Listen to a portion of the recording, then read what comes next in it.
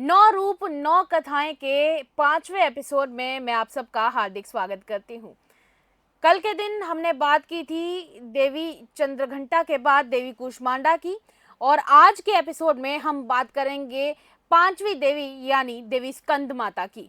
और इस पर बातचीत करने के लिए हमारे साथ आज के दिन मौजूद हैं एक बार फिर से पंडित उत्पल शर्मा जी। पंडित जी, आपका एक बार फिर से बहुत बहुत स्वागत है। जय माता दी।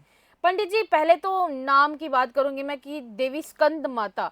तो जहां तक वर्ड को देखकर समझ आ रहा है, स्कंद माता मतलब स्कंद की माता, आखिर ये स्कंद है कौन? जी बिल्कुल, जैसे आपने पूछा कि स्कंद और माता, ये दो शब्द से पता चलता है कि स्कंद की माता। स्कंद जो है भगवान कार्तिकेय जी का दूसरा नाम है। और भगवान कार्तिकेय जी जो है वो भगवान शंकर जी के पुत्र हुए। प्रथम पुत्र जो है भगवान शंकर जी के स्वामी कार्तिकेय जी हैं जी। और शिव पुराण के अनुसार जो स्कंद माता जी हैं, आपको इसका पूरी कथा विस्तार से बताता हूँ। मतलब उत्पत्ति, चलिए आज जो मुझे पूछने की जरूरत नहीं हाँ पड़ेगी, बिल्कुल। जरूर जरूर बताएं बताएं। तो जैसे कि भगवान जब ब्रह्मा जी थे वो भी सभी को आशीर्वाद प्रदान करते थे। भगवान शंकर जी भी कोई ना कोई आशीर्वाद किसी को देते थे और भगवान विष्णु भी देते थे। जी। तारकासुर ने भी, जो एक राक्षस था, उसने भी जो है कठोर तपस्या की और तपस्या करके भगवान ब्रह्मा जी को प्रसन्न किया। भगवान ब्रह्मा जी को प्रसन्न करने के बाद उन्होंने उनसे आशीर्वाद मांगा कि मैं सदैव अजय हो जाऊं, अमर हो जाऊं। तो इस पर ब्रह्मा जी ने विचार किया और कुछ देर चुप रहने के बाद उन्होंने तारकासुर से कहा कि तुम कोई और वर मांग लो, क्योंकि जो इस संसार में आया है उसकी मृत्यु निश्चित है। भगवान शंकर की द्वारा हम उत्पन्न हुए हैं, भगवान विष्णु जी, भगवान ब्रह्मा जी उत्पन्न, उन्होंने कहा हमारी भी मृत्यु निश्चित है कुछ काल तो बाद, तो आपकी भी जो मृत्यु निश्चित है, कुछ और वर मांगिए। तो तारकासुर ने जो मौन रहकर कुछ देर बाद विचार करके उन्होंने कहा कि भगवान शंकर तो सती जी के वियोग में बैठे हुए हैं और वैराग्य उन्होंने क्या करे अपना लिया है। तो उन्होंने बोला कि वो तो कभी शादी करेंगे नहीं। तो उन्होंने ब्रह्मा जी से बोला कि मुझे ऐसा वरदान दीजिए कि भगवान शंकर की जो पहली संतान होगी वो मेरा वध कर सकेगी। इसके पश्चात तारकासुर ने क्या किया, पूरे स्वर्ग लोक पे उन्होंने अपना आधिपत्य जो था वो स्थापित कर दिया। स्वर्ग लोक पर उन्होंने अपना राज किया, सभी देवी देवताओं को अपने अधीन करके उनको तंग करने लग पड़े और अपना जो राज्य स्थापित कर दिया। इसके पश्चात सभी देवी देवता इकट्ठे होकर भगवान शंकर के पास गए, उनसे प्रार्थना की कि प्रभु जी आप हमारा कल्याण कीजिए, आपके द्वारा जो संतान जो उत्पन्न होगी वही जो है तारकासुर का वध कर सकती है। तो भगवान शंकर जी वैराग्य में थे, उन्होंने उस बात पर ध्यान नहीं दिया। फिर भी उन्होंने क्या किया, भगवान शंकर जी अनेक प्रकार की स्तुतियाँ की, प्रार्थना की और भगवान शंकर को प्रसन्न करके उन्होंने कहा कि जो स्त्री आपको प्राप्त करेगी या फिर जिसको आप प्राप्त करोगे वो उस स्त्री ने जन्म ले लिया है राजा हिमालय और माता मैना के घर पे, उन्होंने अपना जो है जी। जी। जन्म लिया हुआ है। देवी पार्वती के देवी रूप में। पार्वती के रूप में जो जी। थे, उन्होंने बोला। तो भगवान जी। शंकर ने उस समय कहा कि मैं सिर्फ उसी को अब अपनाऊंगा जो मेरे योग्य होगी, जो मुझे ग्रहण कर सकेगी।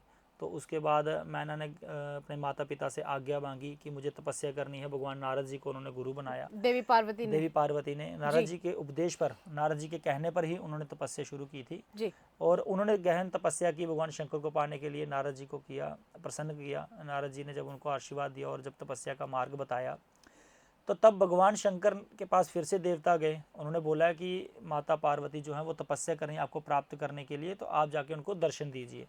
तो तब भगवान ने क्या किया, सप्त ऋषियों को अपने पास बुलाया और सप्त ऋषियों को भेजा और कहा कि जाके आप देवी पार्वती की परीक्षा लें ताकि मैं उसको ग्रहण कर सकूं। तो सप्त ऋषि जब उनके पास गए, उन्होंने भगवान शंकर की जो है वहाँ पर जाकर उनके सामने निंदा की और उनको बताया कि वो तो वैराग्य है, उसका ना घर है, ना बाहर है, ना उसकी जाति, ना कुल है, तो आप उससे कैसे शादी करेंगी। तो देवी पार्वती ने कहा कि नारद जी जो मेरे गुरु हैं उनका वचन कभी भी खाली नहीं जा सकता। अगर उन्होंने मुझे बोला है तो मुझे भगवान शंकर ही प्राप्त करेंगे और मैं सती का ही स्वरूप हूँ, ये मुझे पता है। तो उनके बाद उन्होंने क्या किया, उनको बोला कि आप यहाँ से चले जाओ, क्योंकि भगवान शिव की जो निंदा सुनता है वो घोर नरक में जाता है। तो इसलिए उन्होंने वहाँ से उनको भेजा और तपस्या करने लग पड़े। इसके बाद भगवान शंकर खुद एक ब्राह्मण का वेश धारण करके उनकी परीक्षा लेने के लिए उन्होंने भी क्या किया, माता को जाकर अपने बारे में जो था भगवान शंकर के प्रति अलग अलग बातें बोली और कहा कि वो वैरागी है, उसका कितनी कुछ नहीं अजीब है। बात है कि वो खुद ही अपने बारे में इतना सब कुछ कहने लगे ताकि वो अपनी होने वाली संगिनी की परीक्षा ले सके। जी बिल्कुल, देखिए जैसे माता सती ने जो था तपस्या की और भगवान शंकर ने बिना किसी परीक्षा के उस समय उनसे विवाह कर लिया था देवताओं के कहने पर। उसके बाद कहीं ना कहीं जो था देवी सती जो थी, वो सती भगवान शिव की माया थी, लेकिन जो था उनको उनसे वियोग सहना पड़ा। इसलिए उन्होंने दूसरी बार क्या किया, उनकी परीक्षा ली। तो जब परीक्षा ली तो माता पार्वती क्या कहने लगी कि आप जहाँ से चले जाइए, मुझे भगवान शिव के प्रति कोई भी निंदा नहीं सुनी। इस पश्चात फिर भगवान शिव ने उनको आशीर्वाद दिया, बोला कि आप जो वर मांगेंगी मैं आपको दूंगा। तो उस समय माता जी ने क्या किया, उनसे कहा कि आप सब जानते हैं, आप ज्ञानी हैं, तो आप मुझे वही वर दीजिए जो मैं मांगना चाहती हूँ, मुझे आप पति स्वरूप में प्राप्त हों। फिर भगवान ने उनको आशीर्वाद दिया। उसके बाद वो अपने लोक को चले गए। और कुछ दिनों के बाद जब राजा हिमालय के घर पे सती जो माता पार्वती थी वो वापस गए, तो सभी ने गाना बजाना इत्यादि जो था उनका जो था स्वागत किया कि जो है माता पार्वती ने भगवान शंकर को प्राप्त कर पा लिया लिया है जी। तो उसी समय भगवान शंकर भी क्या था, एक गंधर्व का रूप जो था धारण करके उनके घर में गए और नाचने लग पड़े उनके बीच में। और उन्होंने क्या किया, उस समय राजा हिमालय से देवी पार्वती का हाथ मांगा। और जब कोई ऐसे हाथ मांग लेगा तो कोई हाथ देता नहीं है, कोई भी पिता नहीं देगा, तो उन्होंने कहा उसको क्या किया, धिक्कार कर भेज दिया। तो भगवान शंकर अपने फिर से कैलाश को चले गए, वहाँ पे बैठे। तो उसके बाद जब बैठे तो उन्होंने विचार किया कि अब क्या किया जा सके। तो उन्होंने सप्तऋषियों को अपने पास बुलाया। उन्होंने कहा कि आप जाके माता अरुंधति जो वशिष्ठ की पत्नी थी वो उनके साथ गई। उनके साथ जाकर उन्होंने राजा हिमालय को क्या किया, आश्वासन दिया कि वो जो है वो तीनों लोगों के देव हैं, आप उनसे अपनी पुत्री का जो था विवाह कर दो। माता का जब विवाह हुआ उसके लिए भी जब भगवान शंकर रूप धारण करके आए, जैसे हम बड़ी सारी कथाएं सुनते हैं, लोग कहते हैं कि भगवान शंकर ये था वो थे, ऐसा कुछ नहीं है। कथाओं के अनुसार जो शिव पुराण के अनुसार है, भगवान शंकर की जो बारात थी बड़ी ही अच्छी और सुशोभित थी। उसमें गंधर्व, अप्सराएं, देव, भूत इत्यादि मतलब सभी गण जो थे भगवान शंकर के गए। और सबसे पहले जो आगे था वो ऋषि मुनि चले, उसके बाद जो था देवता लोग, फिर भगवान विष्णु, गंधर्व, ऐसे करके सब यात्रा गए। तो माता मैना जो थी पार्वती की, वो छत से देख रही थी। उन्होंने पहले सोचा कि जो सबसे आगे वो उनमें से कोई है। उन्होंने बोला नहीं। नारद जी ने कहा कि इनसे भी ज़्यादा सुंदर हैं। उसके पीछे जब भगवान विष्णु जी आए वो सबसे ज़्यादा सुंदर थे।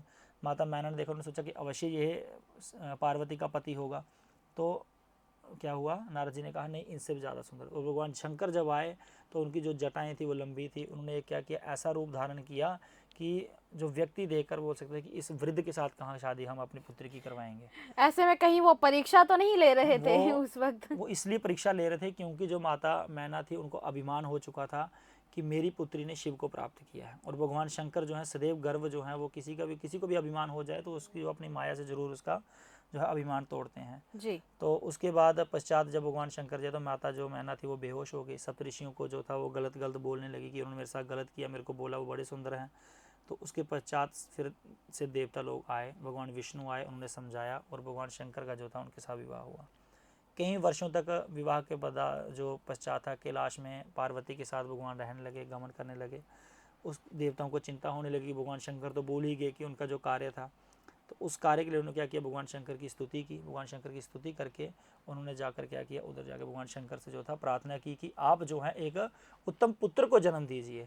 तो उत्तम पुत्र को जन्म देने की जब कहा तो भगवान शंकर और माता पार्वती के द्वारा जो था एक रमन किया गया। उसके द्वारा जो उनका वीर्य था वो किसी हिमालय से जाकर टकराकर जो पृथ्वी लोक में गिर पड़ा और कांताओं के बीच में।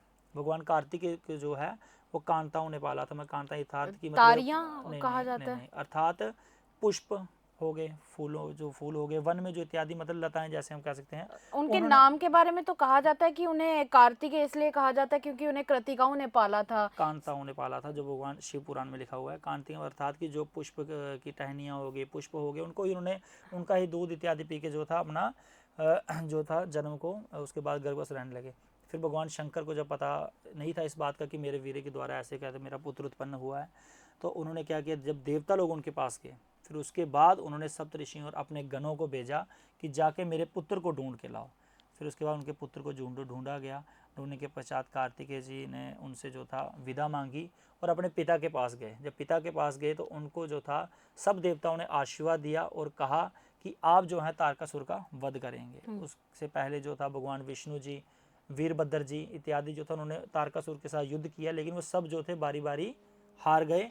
अंत में जो था कार्तिकेय जी ने उनका जो वध किया। उसके बाद जो तारकासुर के जो इतना बड़ा जो उसने विनाश मचाया हुआ था, जो उपद्रव मचाया हुआ था, उससे शांति मिली।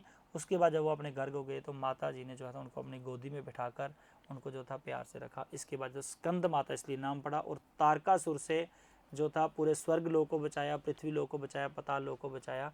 इसलिए जो है इस माता का नाम स्कंद माता बोला जाता है। स्कंद माता के बारे में मैं देखती हूँ पंडित जी की, जब उनका पूरी छवि देखी जाती है, उनका लुक देखा जाता है कि वो देखने में कैसी लगती हैं, तो अक्सर देखा जाता है कि उनके 2 हाथों में कमल है और एक हाथ से उन्होंने कार्तिकेय को पकड़ रखा है और एक हाथ से वो आशीर्वाद दे रही हैं। तो ये उनके हाथ में ये जो 2 कमल हैं वो क्या दर्शाते हैं आखिर? माता का स्वरूप जो है मैंने कल भी बताया था सौम्य होता है। तो जब अपने पुत्र के पास जब बैठी होती हैं तो उस जो सदैव क्या करती हैं उसको प्यार करती हैं। और देखा जाता है कि शेर का भी मुंह उस वक्त बंद देखा जाता है जी उस टाइम बिल्कुल, पे। क्योंकि शेर की दहाड़ना से किसी को भी डर लग सकता है, कोई भी तो बच्चा जो होता है वो छोटा होता है। जी तो जी जो जी। माता जी के गोद बैठा हो और कमल जो है माता रानी के जो प्यार का स्वरूप जो दोनों हाथों में उनके विराजमान है, इसलिए कोई भी शस्त्र जो आप देख सकते हैं कोई भी उनके हाथ में, सिर्फ कार्तिकेय जी के हाथ में जो है बाण और धनुष है।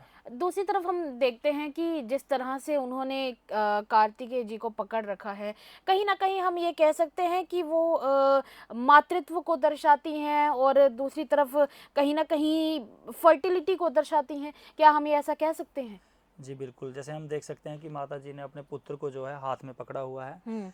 अर्थात इसमें आप एक देख सकते हैं कि सदैव माता को अपने पुत्र को जो है कहीं ना कहीं तैयार रखना चाहिए कि कभी भी उसको अपने देश के प्रति, कभी भी उसको अपने जो है कुल के प्रति, कभी भी जो है अपने समाज के प्रति जो है मतलब जो कर्तव्य के त्याग प्रति त्याग जी। देना पड़ सकता है। और उन्होंने भी भगवान कार्तिक को यही सिखाया, अगर चाहते तो वो भी मोह ममता में पड़कर जो था कार्तिकेय जी को अपने पास रख लेती, नहीं भेजती युद्ध में, लेकिन उन्होंने सदैव हमें समय समय पर देखा है कि देवताओं ने अपने पुत्रों को जो है युद्ध में भेजा और राक्षसों से, ऐसे ऐसे भयानक राक्षसों से जो है युद्ध करवाए हैं जो जिनसे खुद ब्रह्मा और विष्णु भी डरते हैं। तो ये तो बहुत बड़ी कहानी आपने हमें बता दी और इतना ज्ञान दिया आपने हम देवी स्कंद माता के बारे में। तो देखिए, स्कंद का मतलब तो आप समझ गए कि भगवान कार्तिकेय के बारे में कहा जाता है। भगवान कार्तिकेय की जो माता है स्कंद माता, तो इसी प्रकार उनका नाम है। और उनके हाथों में आपने जिस प्रकार देखा है कि दोनों तरफ कमल के फूल होते हैं और एक हाथ में देव कार्तिकेय को उन्होंने पकड़ा हुआ है अपने पुत्र को और एक हाथ से वो देवी आशीर्वाद दे रही हैं। तो सबसे बड़ी बात यह है कि देवी का ये सबसे सौम्य स्वरूप माना जाता है। और क्या हम ये कह सकते हैं पंडित जी कि देवी स्कंद माता की पूजा हर औरत को करनी चाहिए अगर किसी भी प्रकार की कोई इनफर्टिलिटी इश्यूज आ रहे हो? क्या हम ऐसा कह सकते हैं? जी देखिए बिल्कुल, जो माता जी का स्वरूप है आप वैष्णव स्वरूप में माता जी की पूजन कीजिए। अगर आपको कोई असुर तंग करता है तो माता जी तब भी आपको आशीर्वाद प्रदान करेंगी। आपके पुत्र की जो रक्षा है वो माता रानी करेगी, आपके वैभव की रक्षा करेंगी, आपके कार्य की रक्षा करेंगी। अर्थात आपको वैष्णव स्वरूप में माता दुर्गा जी को जो है मानना चाहिए, उसमें आप माता रानी के हर एक मतलब जो रूप का आपको आशीर्वाद प्राप्त होगा। तो ये थी देवी स्कंद माता के रूप की कहानी। आपसे हमने आज ये कहानी शेयर की है और आप हम वैसे तो हम ये उम्मीद भी करते हैं कि आपको आज हमने ये जो कहानी शेयर की है और बताई है, आपको ये कहानी ज़रूर पसंद आई होगी। और क्योंकि वेदों में, पुराणों में इस तरह की चीज़ें लिखी हुई हैं, तो कहीं ना कहीं हमारा भी फ़र्ज़ बनता है कि हम आपको आपके कल्चर के साथ जोड़ने का एक काम करें। क्योंकि नवरात्रि में ये 9 देवियों के रूप पूजे जाते हैं, तो क्यों ना हमने सोचा कि आपके साथ इनकी कहानियां शेयर करें। चलिए पंडित जी, आपने हमारे साथ ये जो कहानियां शेयर की हैं देवी माँ की, उसके लिए आपका बहुत बहुत धन्यवाद। जय माता दी। तो आज के इस एपिसोड में इतना ही। अब आप कमेंट में जय माता दी लिख सकते हैं। आज के इस एपिसोड को मैं यहीं पर समाप्त करती हूं। कल हम लेकर आएंगे देवी कात्यायनी की कहानी। तब तक के लिए देखते रहिए द अर्थ न्यूज। शुभ रात्रि, जय माता दी।